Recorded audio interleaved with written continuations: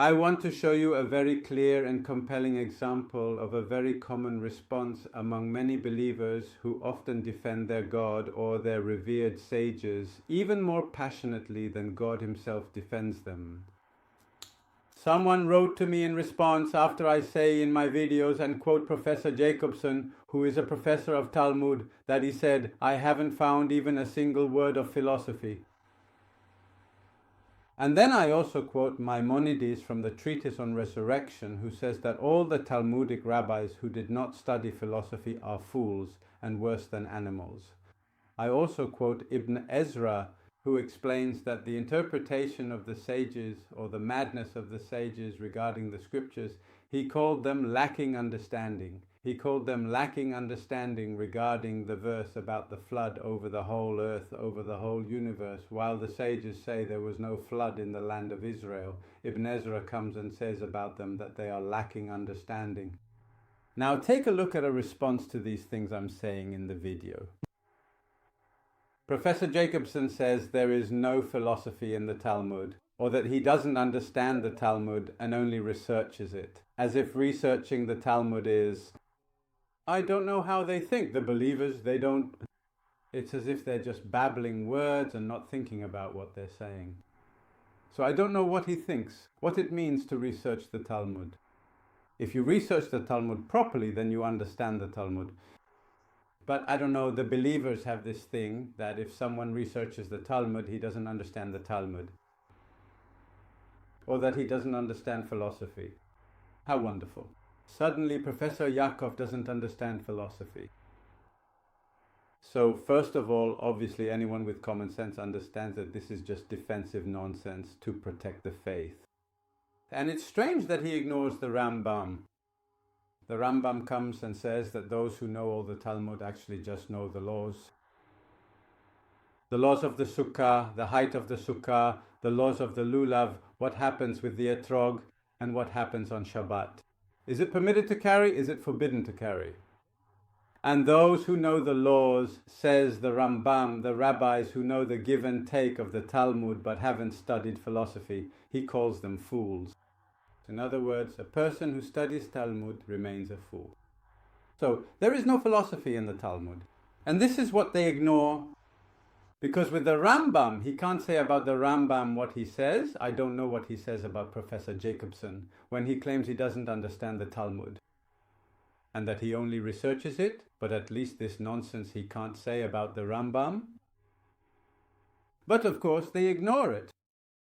It's amusing. Now I'll give you an example of nonsense from the sages in the Talmud, and their topic is the laws of marriage among Gentiles, slaves and maidservants.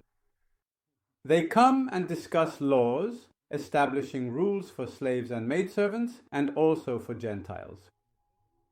This is from Tractate Sanhedrin, and I know from other books of the sages that I brought 273 passages which I translated into more understandable Hebrew so that the public would realize that we're dealing with lunatics. Not only are they not wise, not only are they not engaged in wisdom, they're simply babblers. Their level of thinking is very low. They're incapable of making an argument and substantiating it. They just don't do it. They simply don't have this in their culture of thinking. So let's continue. They come and start saying, first of all, they present two opinions. They always say, one says this and some say that.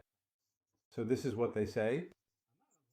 Avrona said, for a Gentile, incest within the family is permitted. Gentiles have no problem with incest within the family.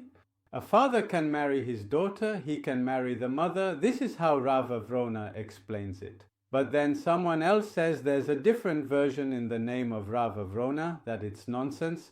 And they tell him no, he actually says the opposite, that even for a Gentile it's forbidden, that a father is not allowed to marry his daughter. Then they go on to say that for slaves and maidservants there is no issue of incest. The father can marry his daughter, the mother her son. There is no problem of incest among slaves and maidservants. So what's the problem? Then Rabbi Hanina comes and discusses what happens, whether a Gentile is permitted to have anal sex or not.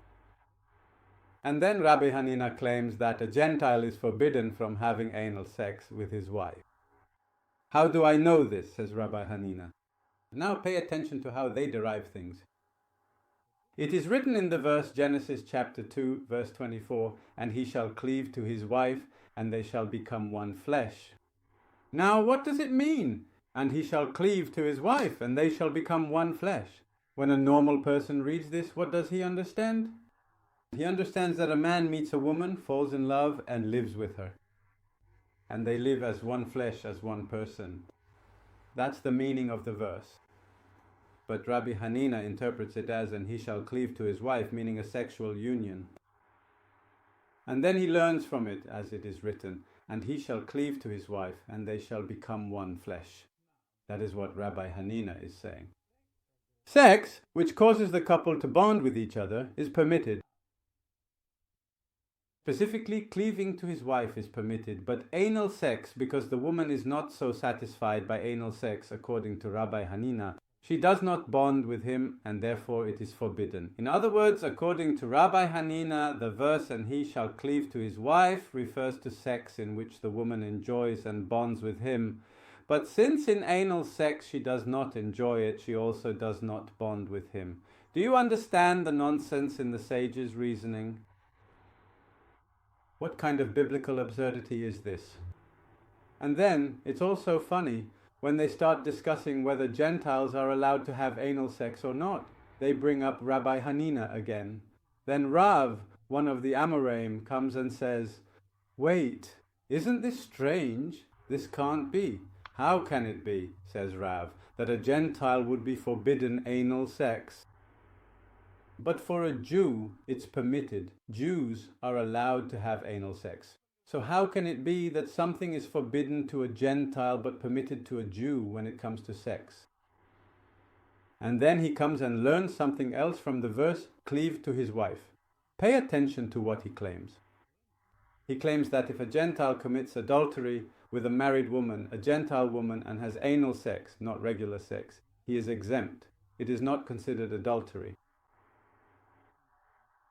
For a Jew, this is considered adultery, but for a Gentile, if a Jew was with a married woman anally, it is considered adultery. But if a Gentile is with a Gentile married woman anally, it is not considered adultery.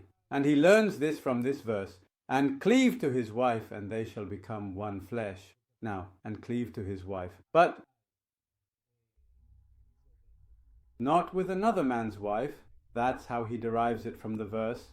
And cleave to his wife, but not with another man's wife. And with what prohibition? Thank you.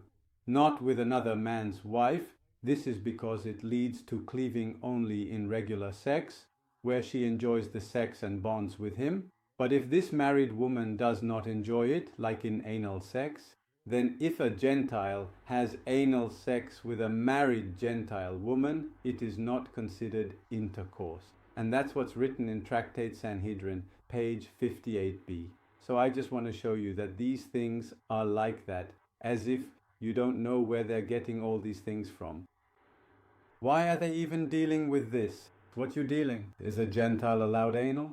What is this? What are you? Who are you? Why are you? Why? What? And also, where are you learning this from? From the verse, and he shall cleave to his wife, they make distinctions. He shall cleave to his wife, not another man's, and only in the way of cleaving. What is this?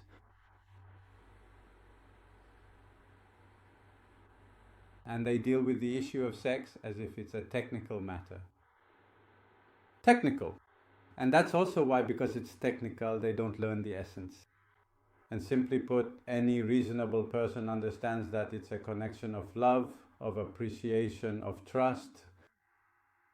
Why are you even getting into sex at all? So it's that same guy who thinks and imagines that there's philosophy in the Talmud. Or anyone who imagines that, I recommend you buy this book.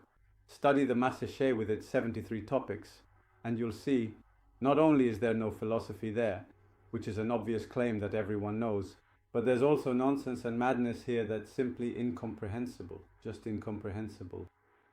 And besides that, I believe that Hamas should be eliminated.